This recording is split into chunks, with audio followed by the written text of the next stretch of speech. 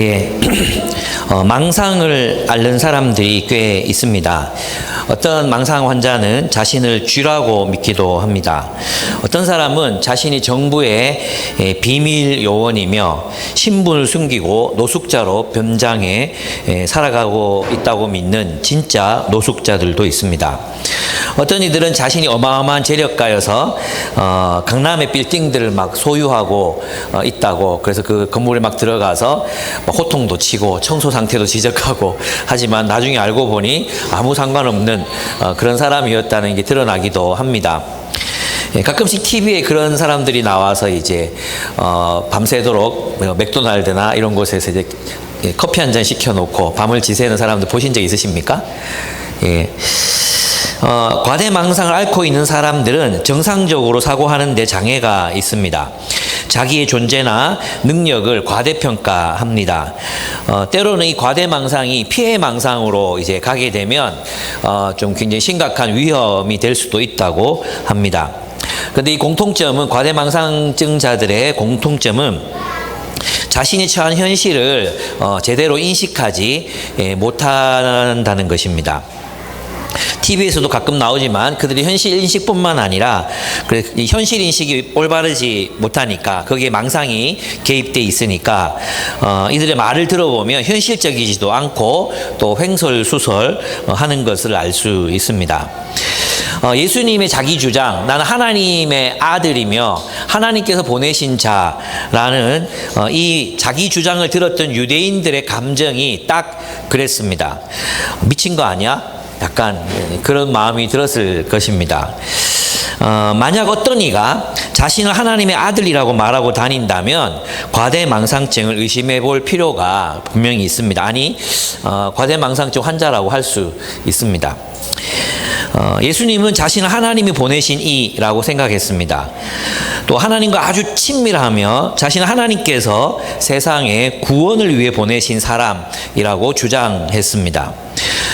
우리는 이 예수님의 이 주장을 검증해 볼 필요가 있습니다. 예수님의 가르침은 어땠습니까? 예수님의 가르침, 예수님의 삶, 예수님이 보여주신 그런 행적들을 곰곰이 들여다보면서 제대로 판단할 필요가 있습니다. 예수님의 가르침을 먼저 살펴보면 그 가르침은 과대망상증 환자들의 횡설수설과는 완전히 달랐다는 것을 알 수 있습니다. 그리고 그들의 황당한 주장과도 완전히 달랐다는 걸 알 수 있습니다. 왜냐하면 그분의 가르침을 받았던 사람들은 그가 영생의 말씀을 가졌다고 말했습니다. 예수님께서 유대 사회라는 현실을 직시하셨을 때는 그것은 과대망상증 환자가 보여줄 수 있는 그런 현실 인식이 아니었습니다. 날카로웠고 정확했고 또 지혜롭게 분별했습니다. 또한 그와 같이 이제 뒷장이 나오거든요. 유대인들이 예수님 잡으라고 군인들을 보냈는데 그 군인들이 예수님 말씀 듣고 있다가 안 잡아와. 왜 안 잡아왔냐고 그러니까 그 사람처럼 말하는 사람을 보지 못했습니다. 그렇게 말해요. 과대망상증 환자의 어떤 이야기가 아니었다는 거죠. 그의 학식은 도대체 분명히 랍비 학교라든지 공식적인 교육기관이 있었는데 그곳에서 교육받지 않았던 것이 분명한데 그가 가진 학식은 도대체 누구로부터 배운 것인가 그들은 궁금해 했습니다. 뿐만 아닙니다. 그의 가르침은 서구 기독교 문명의 기초, 초석이 되었습니다.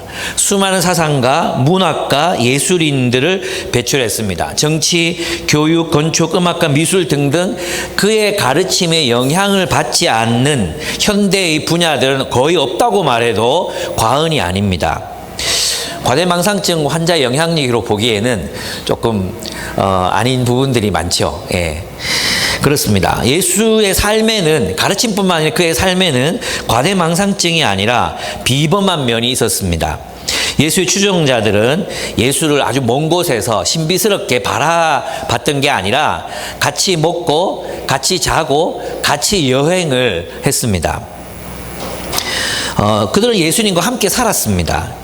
예수님의 삶은 완전히 공개적으로 투명하게 노출되어 있었습니다. 제자들은 예수님 곁에서 예수님의 말과 삶이 어떻게 일치하는지 일치하지 않는지를 볼 수 있는 그런 위치에 있었습니다.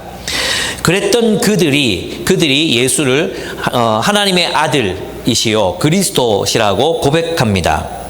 어떤 제자는 그가 사랑 그 자체였다고 고백합니다. 제자들은 예수를 하나님의 아들 메시아라고 인정합니다. 그들은 예수의 인격에 감화되었고 예수님처럼 사는 것을 평생의 비전으로 삼고 살았습니다. 예수를 따라 살고 싶은 후대 사람들은 자신의 재산을 팔아 가난한 사람들에게 다 나눠주기도 했고 나환 자들의 피고름을 빨기도 했으며 자기 아들을 죽인 자를 양자로 삼기도 했습니다. 이것이 예수의 영향력이었습니다. 게다가 그에게는 부인할 수 없는 많은 기적들이 뒤따랐습니다. 어떤 이들은 흑마술이나 마술로도 예수의 기적을 흉내낼 수 있지 않을까라는 의심을 가집니다. 대표적인 게 무리를 걸으신 기적입니다. 흉내낼 수 있죠. 그러나 모든 사람들이 알고 있는 38년이나 된 병자를 38년이나 병을 앓고 있다는 것을 사람들이 알고 있는 상태에서 그의 병을 고치는 것은 마술이 될 수 없었습니다. 만약에 예수께서 행하신 그 모든 기적들이 마술이 되려면 동조자들이 필요했을 건데 38년 된 병자를 동조자로 삼을 수는 없었다는 것입니다. 그의 질병은 사실이었기 때문입니다. 나면서부터 앞을 볼 수 없었던 사람의 눈을 뜨게 하신 그것도 예수님께서 한 차례 마술을 행하기 위해서 나면서부터 넌 눈 감고 살아라. 그리고 내가 몇 년 후에 갈 테니까 그때 실로암가에 갔다 눈 뜬 척 해야 돼. 이럴 수도 없었다는 것입니다. 심지어 죽은 사람을 살리는 마술도 이것도 불가능한 그런 일이었습니다. 예수님이 자신의 주장대로 메시아라면 과대망상증 환자가 아니라 정말로 예수께서 말씀하시는 대로의 메시아라면 어떤 일이 일어나야 되겠습니까? 예수님이 진짜 메시아라면 그분은 우리의 삶에 혁명적인 변화를 요구하실 것입니다. 예루살렘 중에 어떤 사람들이 예수님이 공정하게 나를 판단해라. 내가 일으킨 기적, 그리고 내가 가르친 그 가르침, 그리고 나의 삶, 나의 동기, 내가 가진 능력으로 나의 사익을 추구하지 않았다는 것을 너희가 알지 않느냐? 공정하게 판단해라. 이 말이 무슨 뜻이겠어요? 예수를 믿는다는 건 어떤 무언가에 홀려서 예수를 믿게 되는 게 아니라는 뜻입니다. 우리의 건전한 이성과 판단력으로 예수의 생애와 예수께서 하신 일들을 정말 숙고해보면 회심할 수 있다는 거예요. 예수가 진짜 누구이신지 알 수 있다는 것입니다. 오히려 눈을 감은 채로 예수를 보려고 하는 사람들이 있었는데 그들이 바로 당대의 기득권자들이었죠. 그 체제를 유지하고 싶었던 사람들이 예수를 거부합니다. 예수님은 자신에 대해 공정하게 판단하라고 말씀하십니다. 예수님은 자신을 겉모양, 즉 그의 출신지, 그의 어떤 재산의 정도, 계급, 또 그가 받은 교육 이런 것들로 자신을 판단하지 말고 공정한 심판을 내리라고 요청하십니다. 유대 지도자들이 예수를 찾아 죽이려고 하는 것은 무엇 때문이었습니까? 예수께서 38년이나 된 병자를 안식일에 고치셨기 때문이셨습니다. 예수님에게 이런 기적이 없었다면 예수님은 적어도 유대인들에게 죽지는 않았을 겁니다. 그러나 유대인들은 예수님이 자신들이 세워온 그 옛 질서를 무너뜨리고 있다고 생각했기 때문에 유대인들이 예수를 죽입니다. 자신을 메시아라고 주장하는 사람들 로마인들이 죽입니다. 로마인들이 십자가에 달아 죽입니다. 그러나 예수님께서는 로마인들에 의해 죽지 않습니다. 유대인들에 의해서 죽임을 당하십니다. 예수님께서 하도 답답하셨기 때문에 이렇게 말씀하셨습니다. 모세 율법을 어기지 않으려고 사람이 안식일에도 할례를 받는데 내가 안식일에 한 사람의 몸 전체를 성하게 해주었다고 해서 너희가 어찌하여 나에게 분개하느냐? 이게 말이 되느냐? 내가 사람을 살렸다고, 사람을 고쳤다고 너희들이 이렇게 분개하는 이유가 무엇이냐? 하십니다. 만약에 정말로 예수께서 그 병든 자 38년이나 된 그 병든 자를 고치셨다면 그들이 그리스도를 기다려왔잖아요. 그리스도 메시아를 기다려왔잖아요. 그러면 혹 이가 메시아가 아닐까라고 검토해 봐야 되잖아요. 검증해 봐야 되잖아요. 근데 그들은 검증해 볼 엄두를 내지 못합니다. 왜냐하면 예수가 진짜 메시아라면 그들이 가지고 있는 성전 권력, 그들이 가지고 있던 유대 사회의 영향력, 그들이 구축해 놓은 뭐 지배 체제, 이 모든 것들을 다 내려놓아야 했기 때문이었습니다. 그래서 그들은 예수의 등장에 수많은 추종자들을 거느리고 다니는, 예수가 가는 곳마다 수십만 명이 막 이렇게 운집하는, 수십만 명 좀 과장이지만 수만 명이 운집하는 그런 예수를 두고 볼 수가 없었던 것입니다. 예수를 차마 진짜 메시아일까 검증해 볼 엄두도 내지 못했던 것입니다. 어쩌면 그들 마음속에 깊은 두려움이 존재했을지도 모릅니다. 그들 가운데는 예수님이 스스로를 그리스도라고 말씀하시는 것에 불만을 품은 사람들도 많았습니다. 그들은 유대 당국자들이 왜 예수를 체포하지 않는지 의아하게 여겼습니다. 그들도 이 사람이 진짜 그리스도라고 생각하는가? 진짜 그리스도라고 생각하기 때문에 아무 일도 하지 않는 건가? 그들은 그렇게 의심했던 것입니다. 이 말들, 그들이 이제 하는 그 말들에서 당시 예루살렘에서 예수님으로 말미암아 벌어진 일들에 대해 알 수 있는 그런 단초들이 몇 가지가 있습니다. 첫째는 뭐냐 하면, 뒤에 나오는데 먼저 9절을 한번 읽어보면 25절, 26절을 제가 한번 읽어보겠습니다. 한편 예루살렘 사람들 중에서 더러는 유대인들이 죽이려고 찾는 사람이 바로 이 사람이 아닌가, 저렇게 대중 앞에서 거침없이 말하고 있는데도 말 한마디 못하는 것을 보면 혹시 우리 지도자들이 그를 정말로 그리스도로 알고 아는 것이 아닐까. 그러나 그리스도가 오실 때는 어디서 오시는지 아무도 모를 터인데 우리는 이 사람이 어디에서 왔는지 다 알고 있지 않은가. 어디에서 왔는지, 갈릴리에서 요셉의 아들로서의 신분으로 왔다는 것을 알고 있다는 뜻입니다.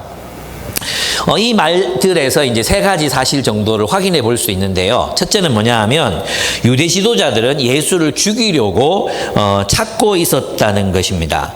즉 예수님과 예수님을 따르는 제자들의 영향력은 유대 지배 체제에 위협적이었다는 것입니다. 유대 지배 체제를 위협하고 있었어요. 예수와 예수의 추종자들은 유대의 질서를 흔들고 있었습니다. 오늘날 그리스도인들은 과연 세상을 이렇게 흔들고 있는가 한번 질문해 볼 필요가 있습니다. 조금 이따가 좀 더 자세하게 좀 말씀을 나눠보겠습니다. 예수님의 주장은 뉴비긴의 말에 의하면 그들을 떠받치고 있는 모든 지혜와 권력의 구조에 도전하기 때문이었습니다. 예수님의 존재, 예수님을 따르는 사람들의 존재는 기존 질서에 위협이 되었던 것입니다. 둘째, 예수님은 자신이 그리스도이심을 분명하게 드러내셨다는 것입니다. 유대 지배자들은 대중들의 지지가 두려워서 어떤 조치를 내리지 못하고 있을 뿐입니다. 어떤 이들의 주장과 같이 예수는 자신을 그리스도로 나타낸 적이 없다, 자신을 하나님의 아들로 밝힌 적이 없는데 후대의 추종자들이 그를 메시아의 반열에 올려놓은 것이다 라고 주장하는 사람들이 있습니다. 그러나 예수님의 갈등, 예수님과 유대 당국자들과의 갈등은 예수가 자신을 메시아라고 주장한 데서부터 비롯되었다는 것을 알 수 있습니다. 오늘 이 말에서. 이해가 됩니까? 그러니까 이제 예수를 신화화했다는 후대, 지금 이제 19세기 이후에 많은 자유주의자들이 얘기한 것이지만 그 말에는 오류가 있고 신빙성이 떨어진다 할 수 있습니다. 오히려 객관적으로 그 시대 상황을 깊이 들어가 보면 예수는 신화화된 것이 아니라 예수의 자기 인식 자체가 바로 메시아, 자신의 메시아됨을 인식하는 데서부터 그 갈등이 일어났다는 것을 알 수 있습니다.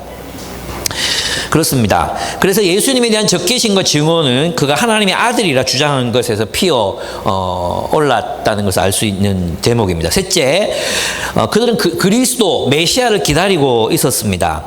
하지만 그들의 메시아 예언에 대해서 알고 있는 것들은 불완전한 것이었습니다.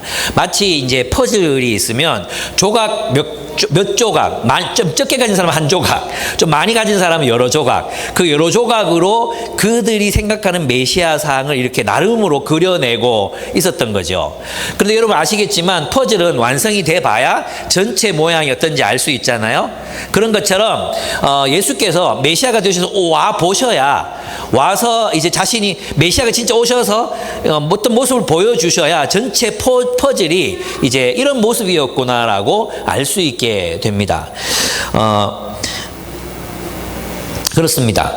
그래서 성경에는 하나님이 보내시는 그리스도, 즉 메시아에 대한 예언들이 많이 있지만 그들은 그 예언을 총체적으로 이해하지 못하고 부분적으로 인식하고 있었습니다. 그들은 메시아와 그의 오심에 대해 충분한 이해를 갖지 못한 채 오해하고 있는 중입니다.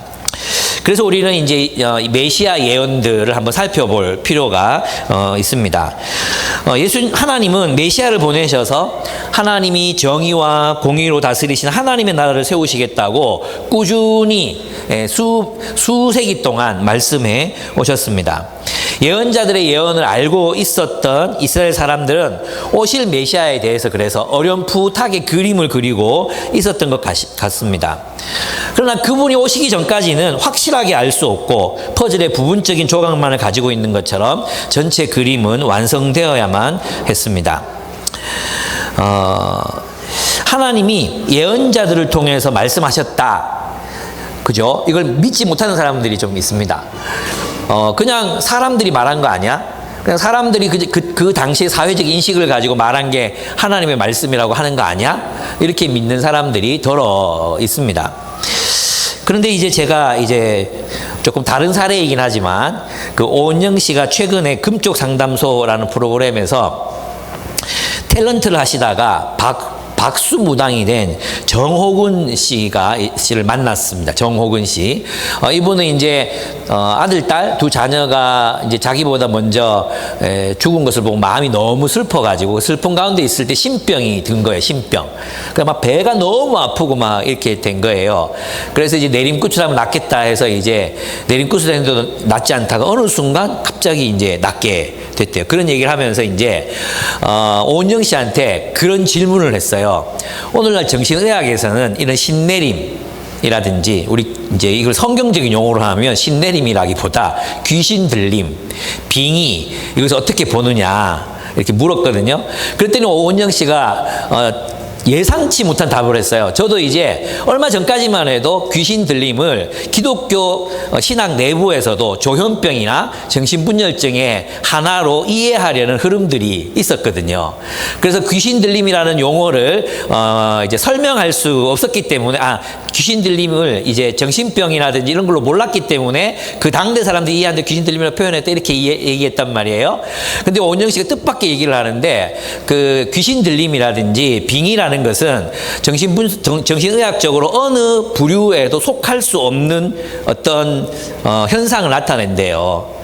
정상적인 생활도 하고, 그러나 이제 신이 내렸다고 하면 특별한 능력도 나타내고, 이건 이제 어떤 분류 체계에도 들어가지 않는데요. 무슨 말이냐 하면, 그래서 오늘날에는 그럼 어떻게 그것을 설명하냐고 그랬더니, 빙의라는 말을 그대로 쓴대요. 빙의라는 말을 그대로 써요. 자기 자의가 아니라 타의에 누가 뒤집어 씌워진 게 빙의잖아요. 그죠? 그런 용어를 그대로 사용한다는 거예요. 그렇습니다. 오늘날 과학이 물리학이든 과학이든 계속 더 신학에 가까워지고 있습니다. 굉장히 중요한 얘기죠. 제가 이 얘기를 왜 하느냐 하면 사람들은 그렇게 귀신 들린 사람이 예언도 하고 사람들의 미래에 대해서도, 박나래가 거기 있었거든요. 박나래 진짜 경건하게 그 무속인을 대하더라고요. 진짜 경건하게 우리 예배 드리듯이 그 무속인을 대하더라고요. 올해 제가 시집갈 수 있겠습니까? 올해는 눈에 콩깍지가 씌어도 절대 아무하고도 사랑을 하면 안 된다. 좋은 사람 찾아오니까 기다려라. 얘 진짜 경건 그 자체예요. 박나래의 경건한 모습을 보시려면 그거 보시면 됩니다. 진짜 경건하게 그렇게 대답을 하더라고요. 사람들은 귀신이 들려서 아니면 그들이 말하는 그런 신들이 들려서 예언도 하고 사람의 미래도 맞출 수 있다고 믿습니다. 그러면서 하나님이 특정한 사람들을 선택하셔서 하나님의 뜻을 계시하실 수 있다는 것에 대해서는 비과학적이라고 거부한다는 거예요. 그게 얼마나 논리적이지 못한 처사입니까? 과학자들도 빙의라는 현상에 대해서, 귀신 들림에 대해서도 이제는 인정하게 되는 시대가 됐는데, 하나님이 사람들을 선택하셔서 자신의 뜻을 계시하실 수 없겠습니까? 있습니다. 네, 하나님께서는 수세기 동안, 수천 년 동안 하나님의 사람을 선택하셔서 하나님의 그 사람들에게 자신의 뜻을 계시하셨습니다. 이 세계의 미래, 현재와 미래를 설명하셨습니다. 앞으로의 미래가 종말이 어떻게 될지를 말씀해 주셨습니다. 그래서 그리스도인들은 이 세계의 미래를 알고 있는 사람들입니다. 이 세계의 미래가 어떻게 열려갈지, 어떻게 펼쳐져 갈지 알고 있는 사람들입니다. 온 세계에 복음이 전파될 것이고, 온 세계 그리스도의 복음이 전파된 이후에 주님이 재림하실 것이라는 것을 우리는 알고 있습니다. 비록 시대에 따라, 국가에 따라 기독교 영향력이, 복음의 영향력이 줄어드는 것 같아 보이지만, 하나님이 온 세계에 복음을 전하시겠다는 그 계획은 한 번도 포기된 적도 없고, 하나님께서 예언자들을 통해서 모든 사람들이 복음을 알 때까지 복음이 선포되는 선교의 시대가 있을 것이라는 것을 말씀해 주셨기 때문입니다.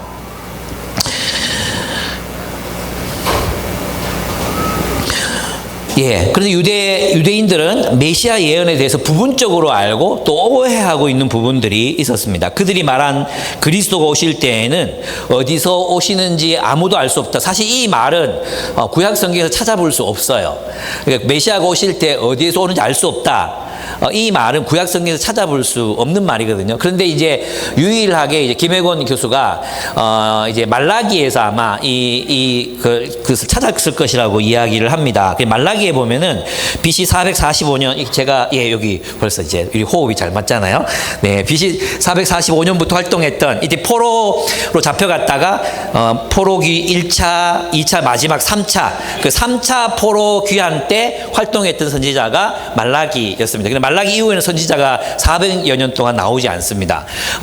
그가 이렇게 말했습니다. 만군의 여호와가 이르노라, 보라, 내가 내 사자를 보내리니, 이제 신약으로 말하면 사도죠, 사도. 그죠? 이제 하나님이 사자를 보내리니 그가 내 앞에서 길을 준비할 것이요, 또 너희가 구하는 바 주가 갑자기 그의 성전에 임하시리니 곧 너희가 사모하는 바 언약의 사자가 임하실 것이라. 언약, 하나님께서 계속해서 그들에게 사자, 메시아, 왕을 보내실 것이라고 약속하셨다는 거죠. 그 언약의 사자, 그 언약을 성취하기 위한 메시아가 오실 것이라는 그 예언이 계속해서 있었다는 거예요. 근데 그가 어디서 나오는 거예요? 갑자기라고 표현되어 있잖아요. 호련히. 그러니까 이 메시아가 오셔서 예루살렘 성전을 정화하시는데 어디서 오신 분인지를 알 수 없다, 이런 표현입니다. 갑자기 어느 순간 그들이 기대하지 못했던 시간에, 그래서 그들은 이 말씀을 가지고 어떻게 이해했느냐 하면 그분은 언제 어디서 올지 알 수 없는, 출처를 모르는 그런 존재로 오실 것을 기대했던 것입니다. 그러나 성경에 보면 메시아 예언들을 살펴보면 메시아는 분명히 한 사람의 모습으로 어떤 특정한 지역에서 태어나서 자신의 활동을 나사렛 갈릴리라는 지역에서 활동하시다가 예루살렘에서 죽을 것이라는 분명한 연대기적인 그런 예언이 계속 있어 왔어요. 그래서 그 한 가지가 뭐냐 하면 이사야서 9장 6절입니다. 같이 한번 알고, 이게 너무 많이 읽어가지고, 그죠? 그래서 제가 여러분에게 좀 새롭게 보이게 하기 위해서 현대인의 성경으로 한번 올려봤습니다. 이런 세심한 배려, 이 설교자의 배려 얼마나 놀랍습니까? 한 아기가 태어났으니 우리에게 주신 아들이다. 그가 우리의 통치자가 되실 것이니 그의 이름은 위대한 스승, 카운셀러, 좋은 자, 그를 이제 위대한 스승이라고 번역했어요. 저는 이 번역이 너무 좋아요. 위대한 스승, 전능하신 하나님, 영원히 계신 아버지, 평화의 왕이라 하리라. 그죠? 하나님이 영원히 계신 아버지, 전능하신 하나님, 평화의 왕이 누구로 온다는 거예요? 한 아기의 모습으로 태어난다고 분명하게 말했잖아요. 그럼 한 아기로 오시면 이 아기를 양육할 부모도 있어야 되고, 이 아기가 살아가야 될 마을도 있어야 되고, 그렇죠? 그래서 이제 갑자기 임한다는 것은 어떤 그들이 기대하지 않았던 시기를 말하는 것이지, 어떤 어디서부터 오는 분인지, 어디서 살다가 오는 분인지 모른다, 이 얘기는 그들이 메시아 예언을 굉장히 편파적으로 또 아주 이렇게 이걸 뭐라 그러죠? 이게 파편적으로 그렇게 이해하고 있었다는 것을 말해주는 사실입니다. 또 하나 있습니다. 이사야와 비슷한 시기 한 10년 전부터 말씀을 선포했던 미가가 있습니다. 미가. 아시죠? 미가 아주 유명한요. 여호와 동행에 뭐 인자를 행하고 정의를 행하는 것이라고 얘기했던, 동행하는 것이라고 했던 미가입니다. 미가서 5장 2절 한번 보겠습니다. 베들레헴 에브라다야, 너는 유다 족속 중에서 작을지라도 이스라엘을 다스릴 자가 내게로 나올 것이며 내게서 내게로 나올 것이라. 그의 근본은 상고에 영원에 있느니라. 그분은 베들레헴에서 태어나신다는 거예요. 베들레헴, 작은 고을 베들레헴에 태어나시는데 그 베들레헴에 오실 때가 오신 게 아니라 그의 근본이 어디 있다고요? 상고에, 영원 전부터, 시간이 시작되기 전부터 있었던 존재가 베들레헴 에브라다로 그들을 다스릴 자가 태어난다. 베들레헴, 메시아는 베들레헴에서 오신다. 여기 예언했다는 것입니다. 예수님은 베들레헴에서 나셨습니다. 그 다음에 그렇습니다. 그런데 그들은 강력하고 영광스러운, 그래서 앞에서 보면은 계속 왕, 또 이렇게 심판주 이렇게 오시니까 강력한 메시아를 그들은 기다렸습니다. 물론 예수님은 강력합니다. 그렇지만 그는 아주 초라한 모습으로 오십니다. 한번 또 읽어보죠. 이것은 이제 이사야서 53장에 나오는, 그래서 이제 유대인들에게 유대인들의 성경에 이 본문이 없다는 설도 있긴 한데 제가 확인해 보지는 못했어요. 이 본문을 즐겨 읽지는 않는 것 같아요. 그래서 제가 한번 읽어보겠습니다. 그는 주 앞에서 자라나기를 연한 순 같고 마른 땅에서 나온 뿌리 같아서 고운 모양도 없고 풍채도 없은즉 우리가 보기에 흠모할 만한 아름다운 것이 없도다.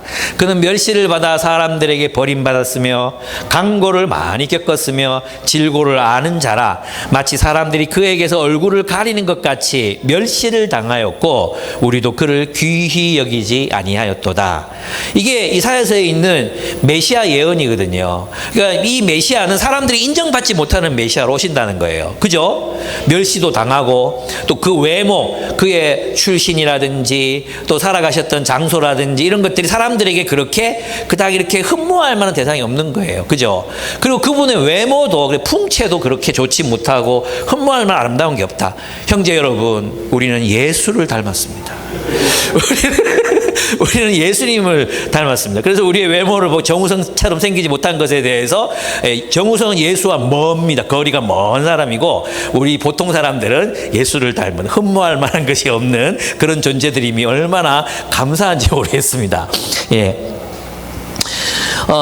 그렇습니다. 그래서 이런 본문들을 볼 때 분명히 예수님께서는 태어나시는 장소와 어떤 사람으로 오시는데 영원 전부터 오시겠다는 이 예언들이 분명히 있었거든요. 그런데 이게 인간의 이 상상력으로는 도저히 상상을 해낼 수가 없었던 거죠. 예수님은 자신에 대해서 당당하게 애절하게 선포하십니다. 28절 29절을 보시면 그때 예수께서는 성전에서 가르치시면서 큰 소리로 이렇게 말씀하셨다고 되어 있는데 사실은 가르치시면서 고함을 질렀다. 이게 가장 정확한 번역이에요. 가르치시면서 고함을 질렀다. 이 말이에요. 그 온 예루살렘 사람들이 못 알아들으니까, 오해받으니까 거기에 대해서 큰 소리로 사람들에게 외치셨습니다. 그게 뭐냐 하면 너희는 나를 알고 있으며 내가 어디에서 왔는지도 알고 있다. 그러나 나는 내 마음대로 온 것이 아니다. 나를 보내신 분은 정녕 따로 계신다. 너희는 그분을 모르지만 나는 알고 있다. 나는 그분에게서 왔고 그분은 나를 보내셨다. 예수님께서는 자신에 대해서 이렇게 절절하게 외치셨습니다. 자신을 알아야만 구원을 받을 수 있기 때문입니다. 예수님의 구원은 예수님을 빼고 예수님의 교훈이나 예수님의 능력으로만 구원을 얻을 수 있는 게 아닙니다. 예수를 떠나서는 구원이 있을 수가 없기 때문에 예수님은 자신을 그렇게 애절하게 선포하고 계신 것입니다. 자신을 하나님이 보내신 사자라고 말씀하시며 하나님을 안다고 말씀하시는 예수님의 주장이, 자신은 그분에게서 왔고 그분은 예수님을 보내셨다고 말씀하시는 이 주장이 그 당시 유대인들에게 당황스럽지 않았겠습니까? 그는 세상으로 온 것이 자신의 의지가 아니었다고 말씀하십니다. 하나님이 자신을 보내셨기 때문에 순종하셨다고 말씀하십니다. 예수님은 하나님의 사자요 하나님의 아들로서의 자의식을 분명하게 가지고 계셨습니다. 그리고 그분의 말과 그분의 능력, 그분의 인격과 삶은 자신의 주장, 자신의 자기 인식과 일치한 것을 우리는 알 수 있습니다. 예수님이 행하신 일과 예수님의 가르침과 예수님의 삶은 하나님으로부터 말미암은 것이었습니다. 하나님 없이 어떻게 그런 일들이 일어날 수 있었겠습니까? 30절에 보면 그러자 그들은 예수를 잡고 싶었으나 그에게 손을 대는 사람은 하나도 없었다. 예수의 때가 아직 이르지 않았던 것이다 라고 기록하고 있습니다. 두려웠던 거죠. 그죠? 그러나 사실 알고 보면 예수께서 또 하나님께서 그의 때가 무르익지 않았기 때문에 기다리셨다는 것을 알 수 있습니다. 여러분, 이때 사람들이 예수를 그리스도라고 인정하게 되면 어떤 일이 일어나게 될까요? 그리고 이 당시 많은 사람들이 예수를 그리스도로 인정하지 못했던 이유가 무엇이었겠습니까? 그 이유는 뭐냐 하면 예수를 메시아로 인정하게 되면 자신들이 자신들이 구축해 세워놓은 그 옛 지배 질서, 체제, 그것들을 무너뜨리고 재편해야 했기 때문입니다. 성전의 권력을 가졌던 사람들은 그 권력을 다 내려놓고 예수를 따라야 했어요. 그죠? 그리고 성전에 들어가셔서 예수님 뭐 하셨습니까? 그죠? 다 들어엎으셨잖아요. 이 사람들은 예수가 권력을 가지면 어떤 일들이 일어난다는 것을 알고 있었어요. 그래서 싫은 거죠. 그래서 예수를 거부합니다. 예수를 제거하고 싶어 합니다. 지금도 그렇습니다. 우리 가운데도 많은 사람들이 예수를 받아들이지 않는 이유는 예수가 메시아라는 사실을 믿고 그를 따르려면 자신이 추구했던 꿈, 그리고 그가 옳다고 믿었던 세계, 그것을 내려놓고 재편해야 하기 때문입니다. 다행히도 예수님은 사랑이 많으신 분이셔서 우리를 위한 최선을 알고 계신 분입니다. 그래서 우리는 우리 자신을 그분께 맡길 수 있습니다. 그분은 우리의 세계를 짓밟지 않으십니다. 우리가 우리의 세계를 그분께 올려드릴 때 갈기갈기 찢어놓고 그렇게 새로 시작하라고 하시는 분이 아니십니다. 우리는 예수님께 우리 자신을 안전하게 헌신할 수 있습니다. 우리가 주님께 우리 자신을 드릴 수 있는 이유는 그분이 사랑이 많으시고 나를 창조하신 창조주이시기 때문에 내가 그분의 손 안에서만 가장 안전하게, 그리고 가장 아름답게, 가장 멋지게 새롭게 태어날 수 있을지를 알기 때문입니다. 믿기 때문입니다. 그래서 여러분, 하나님께 자신을 드리는 것을, 하나님을, 예수 그리스도를 여러분의 중심에 두는 것을 두려워하지 마십시오. 어차피 여러분의 중심에는 무엇이 있습니다. 돈이 있든지, 세상의 가치관이 있든지, 자존심이 있든지, 철학자 누구가 있든지 있습니다. 그것들은 인간의 중심이 되기에는 턱없이 부족한 것들입니다. 그것이 우리의 중심이 되기에는 한없이 가볍고 한없이 모호하고 한없이 그것은 불확실한 것들입니다. 그런데 왜 여러분 예수 그리스도를 중심에 삼지 않고 세상의 것들을 중심에 삼아서 살려고 합니까? 세상이 여러분을 책임져 줍니까? 지들도 직장이 여러분을 책임져 줍니까? 지들 미래도 내일 당장 어떻게 될지 모르는데 왜 그렇게 세상에 매여서 살아가고 계시는지 모르겠어요. 많은 그리스도인들이. 여러분이 그렇다는 게 아니고 여러분 그럴 수도 있죠. 예. 생각해 보십시오.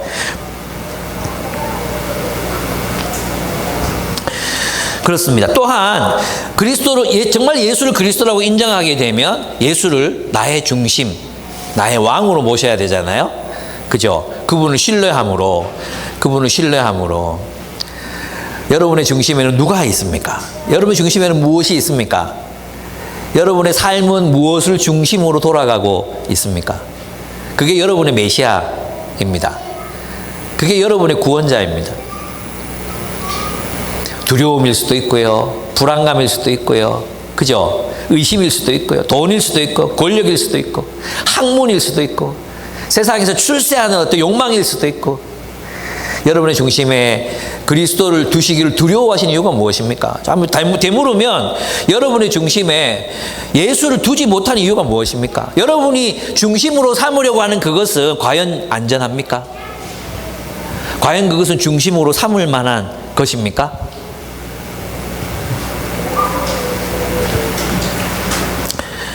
또한 많은 이들이 예수를 부분적으로 알고 부분적으로 예수를 따릅니다. 예수를 부분적으로 알고 다 안다고 믿습니다. 그리스도를 따르지 않으면서도 나 다 알아요 라고 생각합니다. 저 미션 스쿨 다녔어요. 제가 제일 황당하고 가짜게 듣는 대답이 저 미션 스쿨 다녔어요 이겁니다. 맨날 졸아놓고 저러고 내가 다 해봤는데 내가 7년 동안 했는데 저 모태신앙입니다. 모태신앙 못 자라고요. 뭐 했는데, 모태신앙 교회 다니면서 뭐 했는데, 내가 모릅니까, 그거? 15분부터 분만 공부, 가르치는 사람도 모르고, 듣는 사람도 모르고, 예배 설교 시간마다 하면 스마트폰 들고, 딴짓해 놓고는 모태신앙인데요. 지금 막 욕 나올라 한다, 진짜. 그런 소리 좀 하지 말라고, 예. 저 목사들이에요. 다 필요 없어요. 김명은 다 필요 없어요. 그들이 예수를 믿는다면 그들은 그 고백이 무엇을 의미하는지 깊이 정말로 숙고해 보아야 합니다. 그리스도를 믿는 게 도대체 뭐냐? 그렇습니다. 우리가 예수를 제대로 알려면, 예수를 공정하게 판단하려면, 예수가 누구이신지 공정하게 우리의 이성, 우리의 합리적인 판단력을 가지고도 충분히 예수가 메시아라는 결론에 도달할 수 있다는 것입니다. 미쳐야, 종교에 미쳐야, 어떤 정신이 헷가닥 나가야, 성령이 우리의 이성을 마비시켜 놔야 그렇게 해서 예수를 믿는 게 아니란 것입니다. 공정하게 판단하라는 것입니다. 공정하게. 예수를 통해 일어나고 있는 일들, 일어났었던 일들을 편견 없이 바라볼 수 있어야 합니다. 성경의 예언들과 예수를 비교해 보아야 합니다. 복음서에 일어났던 일들이 과연 정말 진실로 역사 속에 일어난 일들인지 숙고해 보라는 것입니다. 리스트로벨이 그랬습니다. 그죠? 이 사람 유명한 신문사의 기자였잖아요. 논설을 쓰는 기자였습니다. 아내가 예수 믿고 그는 정말 이 일이 일어난 일인가, 예수의 부활이 일어난 일인가를 검토해보고 예수를 믿었습니다. 그리고 감옥마다 다니면서 복음을 전하는 사람이 됐습니다. C.S. 루이스도 그랬습니다. C.S. 루이스, 나니의 연대기를 쓰고 또 이렇게 반지의 제왕 서문을 쓴 C.S. 루이스도 그랬습니다. 그는 타임지의 표지를 장식했던 인물이었습니다. 그 표지에 뭐라고 기록되어 있었는지 아십니까? 19세기에 많은 사람들이 예수를 떠났습니다. 그죠? 이성에 떠났습니다.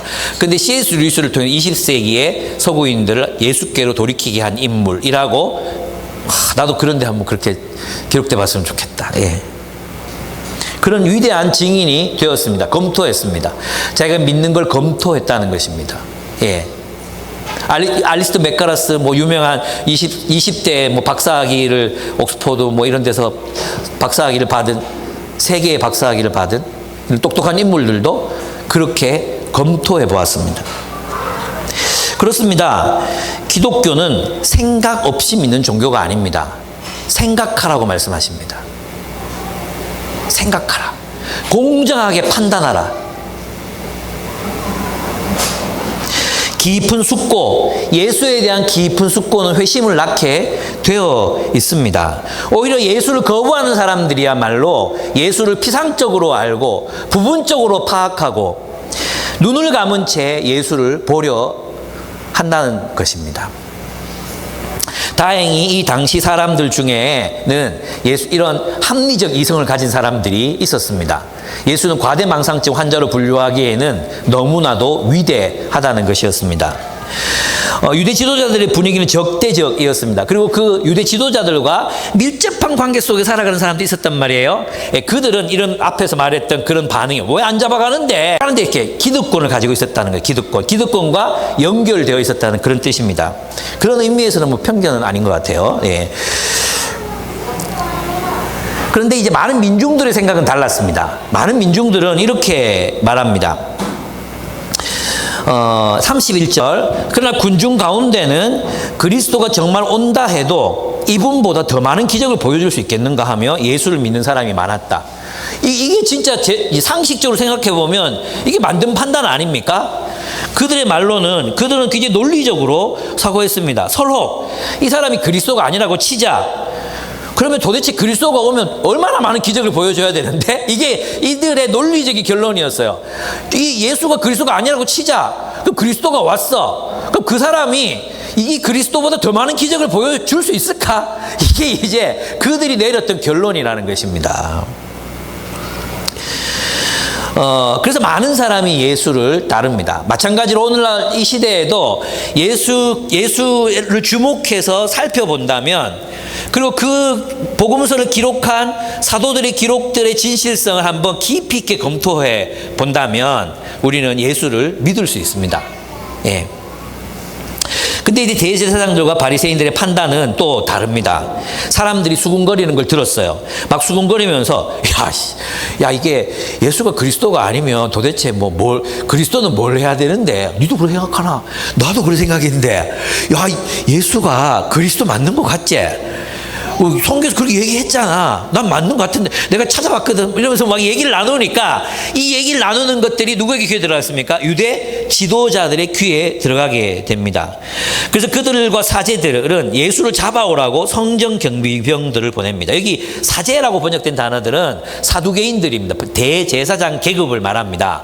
이 대제사장 계급은 로마와 결탁해서 유대 사회를 지배하고 있었기 때문에 바리새인들하고는 반대 입장이었습니다. 바리새인들은 진보적인 입장이었어요. 바리새인들은 이 사두개인들이 지배하는 이스라엘을 개혁해야 된다, 이 바리새인들이었고, 그 다음에 사두개인들은 어떻게든 이 질서를 유지해야 된다고 믿는 사람이 사두개인 제사장들이었거든요. 근데 이 두 세력이 힘을 합해요. 일어날 수 없는 기적이 일어난 거예요. 국민과 민주가 힘을 합해요. 이게 말이 정말 일어날 수 없는 일이잖아요. 근데 그 일이 예수 때문에 일어나는 거예요. 심지어 예수님께서는 그래서 있잖아요. 예수님께서는 저 사두개인들에 대해서도 동조하지 않으셨어요. 비판적이셨어요. 그죠? 또 바리새인들에게 그들의 누룩을 주의하라. 그들의 위선을 비판하셨어요. 열심당원들은 담을 넘어오는 메시아들이라고 그렇게 이야기하셨어요. 그들을 따르면 너희는 다 죽을 것이다라고 얘기하셨어요. 예수님께서는 완전히 기존의 질서, 기존의 자신들 나름대로 하나님 나라를 이루겠다고 말했던 그 모든 시도들에 대해서 노라고 말씀하시면서 하나님의 뜻과 계획은 다른 데 있다고 선포하셨습니다. 그것이 미움을 받은 것입니다. 예수님 주변에는 아니죠. 예수를 따르는 제자들을 제외하고는 모두가 예수를 죽이려 합니다. 저는 이제 참 궁금합니다. 적어도 이런 일들이 일어났으면 이제 그 다음 단계가 뭐예요? 검증의 단계. 이것이 검증의 단계. 그죠? 예수가 저렇게 많은 추종자들을 불러 모으고 있고 기적들을 행하고 놀랍지 않냐? 저의 삶을 보면 우리가 책 잡을 게 없다. 그럼 이게 메시아일 수도 있지 않냐? 그렇게 생각하는 사람이 있었어요. 니고데모였거든요. 예, 12인의 그 회의인가, 7인 회의인지 12인 회의인지 모르겠는데, 유대 최고 지도자 계급에 니고데모가 있었어요. 니고데모. 그 니고데모는 메시아일 수 있다. 그리고 나중에는 메시아다. 이렇게 갑니다. 겸손한 사람이 있었던 거죠. 근데 나머지 사람들은 예수라는 인물을 정말 이성을 가지고 이렇게 판단해 보려고 하지 않아요. 왜 그렇겠습니까? 자신들의 권력과 지배체제가 무너지는 것에 대한 두려움, 그 두려움이 강했어요. 그래서 요한복음 마지막에 가면 정말로 그게 두려웠어요. 그래서 예수를 죽이고자 하는 거예요. 우리 경위 간사가 벌레만 보면 죽이려고 하거든요. 벌레만 보면 왜 죽이려고 합니까? 무섭거든. 벌레가 우리를 잡아먹겠어요? 못 하겠어요. 근데 무서우니까 죽이려고 하잖아요. 그것처럼 예수의 존재가 그들에게는 두려움이었던 거예요. 두려움. 죽이고 싶어 하는 거죠. 33절 34절을 보면 그때 예수께서 이렇게 말씀하셨다. 이제 이렇게 막 경비병들을 보내니까 그 성전 경비병들 앞에서 유대인들에게 이렇게 말씀하시는 것입니다. 이거 잘 들어보십시오. 그때 예수께서 이렇게 말씀하셨다. 내가 아직 얼마 동안은 너희와 같이 있겠지만 결국 나를 보내신 분에게 돌아가야 한다. 너희는 나를 찾아다녀도 찾지 못할 것이다. 내가 있는 곳에는 올 수가 없다. 이렇게 말씀하십니다. 이게 무슨 뜻인지 왜 예수님이 자기 잡으러 온 사람들한테서 왜 이렇게 말씀하시는지 궁금하죠. 이게 무슨 뜻이냐 하면 쉽게 말하면 이런 뜻이에요. 자신을 체포해서 제거하려는 그들을 향해서 지금 얼마 동안 나는 너희와 함께 있을 것이니까 지금 판단해라는 거예요. 지금 숙고해라는 거예요. 내가 있을 동안에 나 조금 있으면 아버지께로 가거든. 그럼 너희들 나 못 만나. 그리고 너희들 나 있는데 올 수도 없어. 그러니까 내가 지금 이 세상에 와 있잖아. 나한테 질문해 볼 수 있잖아. 나를 만져볼 수 있잖아. 내가 하는 일을 관찰해 볼 수 있잖아. 내가 하는 가르침이 성경에서 하나님께로부터 온 것인지 확인해 볼 수 있잖아. 내 기적이 마술인지 기적인지 눈으로 확인할 수 있잖아. 제발 내가 있는 동안에 확인하라는 것입니다. 조금 있으면, 그러니까 때가 있다는 거예요. 때가 있습니다. 우리가 주님께서 우리에게도 하나님께서 말씀하실 때 들어야 합니다. 기회가 주어졌을 때 판단해 보아야 합니다. 스크루테이프에도 나오잖아요. 그죠? 스크루테이프에도 좀 이렇게 생각하려고 하다가 밖에 나가서 차가 지나가고 또 짜증스러운 날씨가 계속되고 이러면 자꾸 잊어버려요. 그리고 생각할 시간을 잃어버립니다. 그러다가 영 하나님을 떠나게 됩니다. 여러분 있잖아. 여러분 주변에 IBF 리더하고 대표하고 했던 애들 지금 교회 안 다니는 애들 수두룩하죠. 만나보면 완전히 세상 사람 다 돼 있죠. 왜 그런지 아십니까? 때를 잃어버렸기 때문이에요. 하나님께서 기회를 주실 때 빨리 돌아와야지. 하나님이 말씀하실 때 돌아와야지. 때를 잃어버리면 돌아오기가 너무 힘듭니다. 여러분 부모님 세대 중에도 젊을 때 열심히 교회 다녔던 사람들 많습니다. 근데 때가 되면 돌아오겠지 생각하잖아요. 안 돌아오고 계시잖아요. 그리고 하나님부터 영 떠납니다. 그럴 수 있습니다. 만날 때 부르짖으라 주님이 말씀하셨습니다. 여러분 기회가 있을 때 좀 여유가 생기면이 아니라 지금 예수를 따라야 합니다. 지금 예수를 믿어야 한다는 것입니다. 근데 유다인들은 못 알아듣잖아요. 예수님은 자기 이야기를 분명히 하셨어요. 그죠? 근데 유다인들은 또 어디 가는데? 이게 못 알아듣는 거예요. 그리스로 가려나? 디아스포라들이 많았으니까 실제 이제 유대인들 중에 유대인 랍비들이 유대교로 그리스 사람들 개종시키기 위해서 순회하는 분들이 있었어요. 그것처럼 그런 일을 하려나 합니다. 그래서 35절에 보면 유다인들은 이 말씀을 듣고 우리가 자기를 찾아내지 못하리라고 하는데 도대체 어디로 가겠단 말인가? 도망치는 거 아니야? 이렇게 말하는 거예요. 좀 있으면 못 본다 그러니까 예루살렘을 탈출해가지고 어디로 가려는 모양이지? 이렇게 생각한 거예요. 그러니까 지 수준에서 생각하는 거죠. 사람. 그래서 여러분 있잖아요. 누가 여러분을 욕하거나 비판하거나 비난할 때 너무 마음 상해하지 마세요. 그 지 수준을 얘기해 주는 거거든요. 그러니까 여러분이 나빠서 그런 게 예수님도 이런 욕을 어디 가는데 비겁하게 예루살렘을 떠나 도망간다는 얘기 아이가 이거 이렇게 생각하고 있는 거예요. 자, 우리가 자기를 찾아도 찾아내지 못한다느니 또는 자기가 있는 곳에 올 수 없다느니 하는 말은 되간질이 무슨 뜻일까 하고 수군거렸다 이렇게 되어 있습니다. 여전히 유다인들은 자기들의 세상, 자아의 세상에 갇혀 있는 것을 봅니다. 예수님의 말씀을 예루살렘을 탈출해서 그리스 어떤 디아스포라에 가서 가려는 뜻, 도망치려는 뜻으로 오해합니다. 예수님의 말씀은 어떻게 이해할 수 있습니까? 예수님의 언어를 배울 때 이해할 수 있습니다. 여러분 그러니까 있잖아요. 예수를 봤다고 예수를 따를 수 있는 것도 아니고요. 예수의 말씀을 들었다고 예수의 말씀을 이해하는 것도 아니에요. 예를 들어 예언을 들었다 해도 있잖아요. 그 예언을 하나님이 말씀하시는데 들었는지는 그 사람 책임이에요. 대부분 못 알아들어요. 대부분 오해합니다. 대부분. 예. 오늘 보십시오. 예수님이 직접 말씀하시잖아요. 예수님이 직접 말씀하시는데도 못 알아듣잖아요.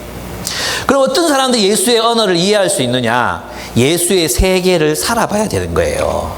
여러분 우리가 북한에 가잖아요.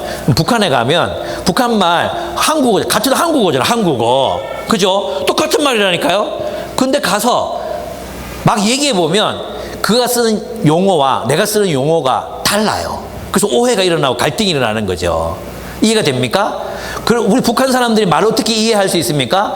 북한 가서 살아보면 이 사람들의 세계관이 여기서 형성됐구나. 이게 이 말이구나. 이 사람들이 이걸 중요하게 생각하는구나. 그걸 알 수 있다는 거예요. 말이 통한다는 건 그런 것입니다. 우리가 예수의 언어를 배우지 않고 예수를 따르는 건 불가능해요. 근데 많은 교회들이 예수의 언어를 가르치지 않습니다. 이 뭐 방언을 말하는 게 아닙니다. 방언 백날 해봤자 예수께서 사용하시는 하는 이 하늘의 언어, 이 언어는 오직 예수를 따라 살아봐야 되고, 예수를 따라 사는 사람들의 공동체 속에서 이 언어가 구사되어야 비로소 이 언어를 배우게 돼요. 이 언어를 배운다는 것은 내가 예수의 사람으로 살게 된다는 그런 뜻이에요. 여러분의 언어는 어디에 속한 언어의 세계입니까? 어디에 속한 언어의 세계를 살아가고 계십니까? 예, 그게 굉장히 중요한 거죠. 내가 구사하는 언어는 어디에 속한, 하늘에 속한 언어인가, 땅에 속한 언어인가? 나는 무엇을 주로 나의 화제에 올리는가? 화제의 중심이 뭐가 있는가? 그것을 어떻게 바라보는가? 그것이 그 사람을 말해주는 것입니다. 그렇습니다. 여러분이 그래서 오늘 본문을 이렇게 가만히 살펴보면 예수에 대해서 공정하게 판단하잖아요. 그럼 예수가 메시아야, 그죠? 그럼 이것은 있잖아요, 우리한테 굉장히 위험한 일이라는 걸 알 수 있어요. 예수와 동행한다는 것, 그것은 굉장히 위험한 일이자 동시에 가장 안전한 선택이라는 것을 알 수 있습니다. 예수를 그리스도로 믿고 그와 함께 동행하는 삶은 사자와 함께 걷는 것처럼 위험한 일입니다. 왜냐하면 예수님은 옛 질서의 도전이 되시기 때문입니다. 옛 질서의 도전이 되십니다. 이 말은 뭐냐 하면 예수님과 예수님을 따르는 사람들이 이 세상이 위협이 된다는 뿐만 아니라 그분 자체가 우리에게도 위협이 된다는 거예요.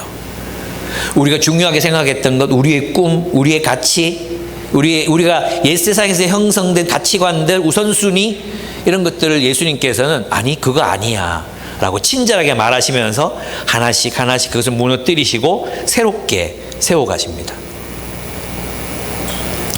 저는 이제 박혜영에게 꽂혔고, 행복일지 보고 나서 박혜영 작가에게 꽂혔어요. 그래서 박혜영이 이제 작가가 돼서 쓴 드라마들을 찾아보기 시작했어요. 또 오해영. 또 오해영 너무 재밌더라고요. 너무 재밌어가지고 그 오해영 연기를 한 서현진이 또 막 매력적인 거예요. 그래서 서현진이 주연한 또 드라마를 찾아봤어요. 블랙독. 블랙독. 2019년의 드라마였는데 내가 왜 이걸 보지 못했을까? 여러분 못 보신 사람들 많죠? 이건 꼭 봐야 돼요, 여러분. 이거 진짜 꼭 봐야 돼. 블랙독. 이게 뭐냐면 기간제 교사가 이제 학교라는 사회에 들어가가지고 그 학교 사회에서 벌어지는 일들, 이 한 사람 때문에 벌어지는 일들에 대해서 이렇게 보여주는 거거든요. 진짜 잘 만들었어요, 진짜. 내가 7년 정도 경복중학교랑 저 성명여중에 가가지고 교무실에서 이제 지냈잖아요. 교사 사회를 봤잖아요. 진짜 개인주의적이고 진짜 일하려고 하고 진짜 그 개인주의적인 문화를 정말 너무나도 잘 담아낸 거예요. 학교 사회라는 문화. 또 세상과도 그렇게 다르진 않지. 근데 교사가 가지고 있는 특징들을 그렇게 잘 담아낸 드라마를 저는 처음 봤어요. 근데 거기서 제가 눈여겨봤던 게 뭐냐면 이 서현진 이 배우가 연기하는 게 초짜 기간제 교사거든요. 가가지고 그녀가 생각하는 옳은 일들에 대해서 하기 시작해요. 예를 들면 자신을 호구 빨대 꽂아놓고 막 호구로 생각하는 선배 국어과 교사가 있는 거예요. 사람들이 전부 상종하지 마라. 그리고 학을 띄게 만들어 막 그런 식으로 조언을 해. 근데 그 사람을 사랑해. 그 사람의 수업을 도와줘. 나중에 절친이 되는 거야. 원수를 사랑해서 친구로 삼는 거예요. 그리고 있잖아요, 그 안에 어떤 비리는 아니지만 왜 관행처럼 해오는 그런 게 있잖아요. 관행처럼 해오는 그런 것들에 대해서 아니라고 생각하는 것들에 말을 하고 대안을 만들어내면서 어떤 그 교사 사회에 대치고등학교는 작은 사회에 균열이 가기 시작하고 조금씩 큰 변화는 아니지만 조금씩 변화를 일으켜가는 서현진의 모습이 나옵니다. 근데 거기에 보면 이 서현진이 소속된 그룹이 좋은 그룹인데 그 그룹이 이제 진학부예요. 진로부, 진학부, 여러 시험부 있잖아요. 그런 게 있는데 진학부 소속이 돼 있어. 근데 이 진학부 대장이 누구냐면 라미란이야, 라미란. 그 라미란이 서현진이 좀 흔들릴만 하면 나가서 커피 한잔 하면서 독한 소리를 한마디 해줘. 딱 쏴, 딱 싸줘요. 그러면 정신을 차려. 그래서 또 제자리로 돌아와. 또 하다가 뭔가 좀 흔들릴만 하면 또 한 마디 딱 주로 독설이야. 그게 뭐 친절하게 말해주는 게 아니야. 독설을 빡 싸. 그러면 또 정신 차리고 또 제자리로 돌아와. 그리고 이 신학부가 하나의 세력이 돼서 이 전체 학교에 그 수십 명 있는 데서 한 서너 명 있는 이 그룹이 싸우는 거예요. 그래서 이 조금씩의 변화를 일으켜 가는 거예요. 저는 거기서 뭘 봤냐 하면 이 작은 그룹이 교회 같았어요. 교회. 서현진은 한 사람의 연약한 그리스도인으로 보였어요. 라미라는 목사였어요. 근데 저는 사실 있잖아요. 그 드라마를 보면서 뭐가 떠올랐냐 하면 영국의 클라팜당이 떠올랐어요. 클라팜당은 영국의 상원 하원 뭐 야당 여당 있잖아요. 상관없이 영국의 신실한 그리스도인들이 일주일에 모여서 3시간 4시간씩 기도하면서 노예제 폐지를 위해서, 그리고 노동 인권에 대해서 함께 성경이 무엇이라고 말하는가를 함께 연구하면서 대안을 만들어 갔던 사람들이거든요. 제가 제 기억이 지금 잘 몰라서 그러는데 25년을 싸우는가 40년을 싸우는가 그래요. 그래서 그들이 함께, 그러니까 지금으로 말하면 국힘에 있는 그리스도인, 민주에 있는 그리스도인, 정의당에 있는 그리스도인들이 모여가지고 일주일에 3시간씩 4시간씩 기도하면서 노예제 폐지를 위해서 싸운 거예요. 그래서 결국은 노예제를 폐지하거든요. 멋지지 않습니까? 저는 오늘날 그리스도인들의 삶이 그래야 된다고 생각해요. 여러분, 그리스도인과 그리스도를 추종하는 제자들은 어떤 삶을 사느냐? 세상에 위협이 되는 존재, 옛 질서에 균열이 가도록 만드는 존재, 그런 존재가 기독교인입니다. 클라팜당이 싸웠던 것처럼. 근데 오늘날 대한민국 사회에서 기독교인을 두려워하는 세력은 하나도 없습니다. 성가셔합니다. 불편해합니다. 왜 그렇습니까? 우리가 자본주의에 철저하게 복종하는 구성원이 됐기 때문이에요. 교회를 위협으로 느끼지 않습니다. 중국은 교회를 위협으로 느낍니다. 자신들의 체제를 위협하는 세력으로 교회를 지명했습니다.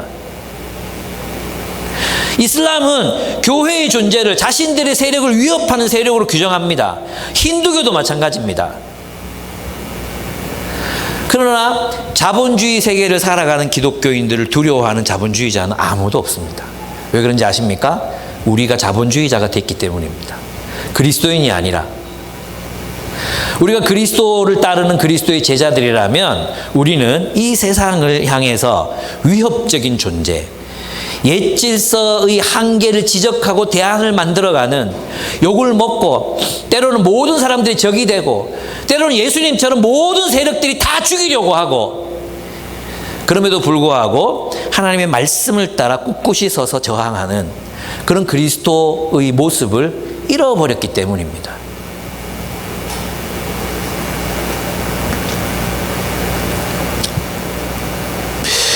그렇습니다. 그리스도인들이 어디에 있든지 그렇게 주님을 따른다면, 정말 있잖아요. 그 대치고등학교에 있어요. 서현진 그 진학부 선생님들처럼 모든 학교에 있는 그리스도인들이 마음을 합해서 기도하고 학교에서 학생들에게 불리한 일들에 대해서 저항하고 학생들을 위한 어떤 일들을 행하고, 그래서 모임들이 교사 선교회들 뭐 있죠. 예, 그건 귀하다고 생각합니다.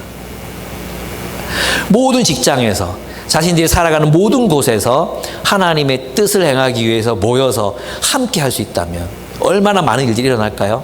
근데 우리의 모습은 너무나도 연약할 따름입니다.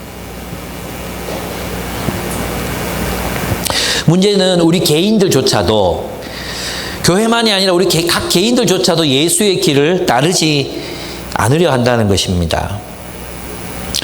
우리의 모습은 예수를 잡아 제거하려 했던 유대 지도자들의 모습과 더 가깝습니다. 예수께서 우리가 당연시하며 살아왔던 것들의 의문을 제기하실 때 우리는 그 예수를 우리의 면전에서 치워버리고 싶습니다. 손절하고 싶습니다. 예수께서 우리의 삶을 바라보시면서 직설을 하실 때 우리는 그 이야기에 귀를 기울이지 않으려 합니다. 예수님, 그건 이상이고요. 예수님, 그건 현실적으로 불가능한 일이에요. 예수님 뭐 잘 모르시네. 예수님한테 차마 이렇게 못하겠죠. 그래서 목사님이라고 얘기하는 거죠. 목사님, 꼭 그렇게만 벌을 수 있는 건 아니잖아요. 이렇게 하는 거죠. 예수님은 그들에게 위협이 되셨습니다. 왜냐하면 그들의 목적, 그들의 목표, 그들의 비전과 사명에 동의하지 않으셨습니다. 예수를 따른다는 건 예수의 비전과 예수의 사명에 참여한다는 뜻입니다. 여러분, 이 유대 지도자들이 예수를 믿는다고 생각해 보세요. 뭘 다 포기해야 돼요? 자신들의 목표, 자신들의 정치력으로, 자신들의 권력으로 유대를 하나님 나라 만들어 보겠다. 그 아젠다, 그들이 일생 동안 헌신해왔던 그거 포기해야 된단 말이에요. 포기하고 어디에 헌신해야 돼요? 예수의 사명, 예수의 아젠다, 예수의 목표, 예수의 꿈, 그것으로 자신을 형성해야 된단 말이에요. 그게 회심이라니까, 회심.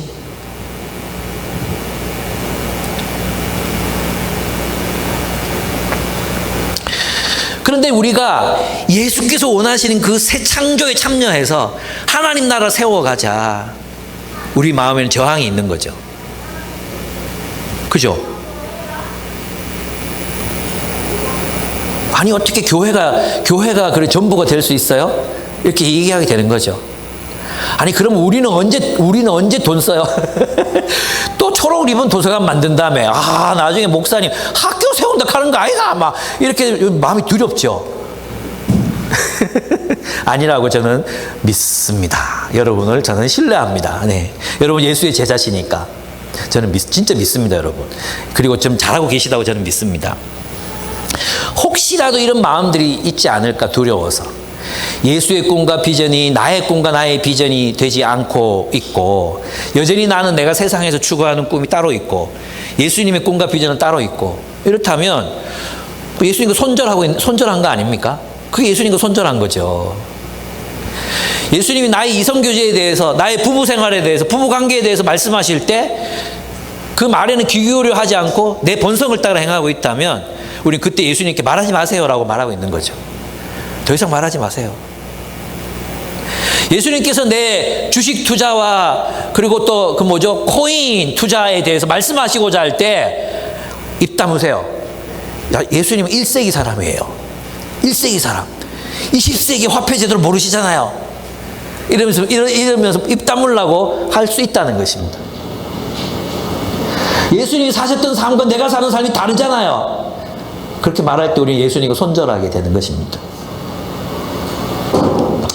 그렇습니다. 예수님은 메시아의 비전과 사명에 우리를 초대하십니다. 우리의 옛 세계를 허물고 주님을 여러분 우리의 중심으로 삼고 주님을 우리의 중심에 삼아 살라고 우리에게 도전하십니다. 그리고 그 삶은 그냥 나의 안락을 위해 사는 게 아니라 이 시대를 역주행하는 그런 삶이라고, 이 시대를 거슬러 올라가는 삶이라고, 옛 시대의 균열을 일으키는 삶이라고, 나를 따르라고 그렇게 말씀하십니다. 이 메시아를 어떻게 하시겠습니까?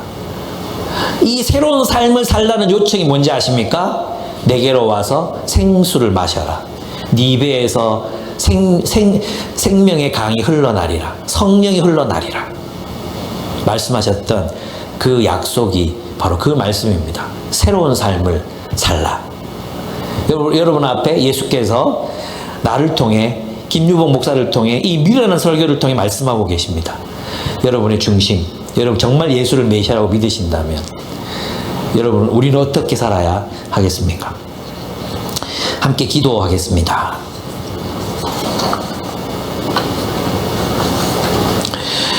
유대 지도자들이 예수를 거부할 수밖에 없었던 이유는 자기 세계를 너무나 사랑했기 때문이었습니다. 그러나 솔직히 말하면 그 세계는 정의롭지도 못했고 안전하지도 못했고 평화가 가득하지도 못했던 세계였습니다. 예수님께서는 그들의 중심이 되기를 원하셔서 세상으로 오셨습니다. 우리도 마찬가지입니다. 우리가 예수를 중심에 삼지 않고 두려움이나 돈이나 물질이나 이러한 것들을 우리 중심으로 삼으려 할 때 우리는 그게 안전하다고 생각하는 겁니까? 아닌 거 아시지 않습니까?